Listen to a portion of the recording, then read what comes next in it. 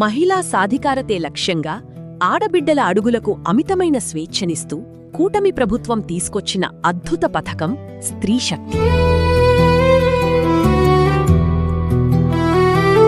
ముఖ్యమంత్రి నారా చంద్రబాబు నాయుడు గారు ప్రారంభించిన ఈ పథకం విజయవంతంగా ఏడాది పూర్తి చేసుకుని కోట్లాది మంది మహిళల ముఖాల్లో వెలుగులు నింపింది. రాష్ట్రంలోని మహిళలందరికీ ఈ పథకం కొండంత ఆసరాగా నిలిచింది. రోజుకు సగటున 24 లక్షల మంది మహిళలు ఉచితంగా ప్రయాణిస్తున్నారు.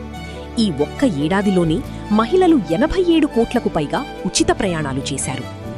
ఆర్టీసీలోని 9,978 బస్సులకు గాను 7,631 బస్సుల్లో ఈ ఉచిత ప్రయాణ సదుపాయాన్ని అందుబాటులోకి తెచ్చిన కూటమి ప్రభుత్వం ఇప్పటి వరకు 3,095 కోట్ల రూపాయలను ఈ పథకం కోసం ఖర్చు చేసింది.